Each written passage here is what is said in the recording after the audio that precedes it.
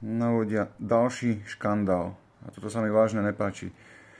Tuto máme taký príklad. Muž našiel najväčší zafír na Slovensku. V zahraničí by zaň dostal Mailand, u nás mu len poďakovali. To je prvý problém, že vlastne vy keď čo nájdete, tak keď to odovzdáte štátu, nedá vám za to nič. Možno aké smyšné nálezné, len také symbolické. A poďalšie, u nás je, ako v jedinom štáte, je u nás zakázané hľadať s detektorom kovov takéto poklady. V iných krajinách je to povolené. A ešte aj keď čo nájdete, tak vám dajú minimálne 50% odmenu z hodnoty. Ešte vám to aj pomôžu vyhodnotiť a predať. U nás nemôžete ani hľadať, lebo máte za to aj 10 rokov basy, záleží kde hľadáte. A keď aj čo nájdete bez detektoru, tak štát vám dá úplne skoro nič. A z akého je to dôvodu?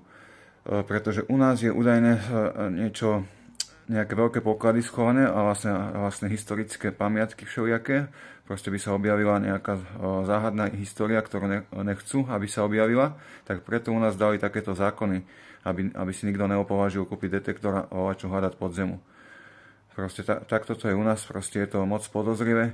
Počul som o tom veľa vecí, že u nás pod zemu na našom území sú fakt záhadné a proste strašne vzácne veci schované. Vlastne by to objasnilo aj hlavne tú históriu. Takže len aby ste vedeli o tom.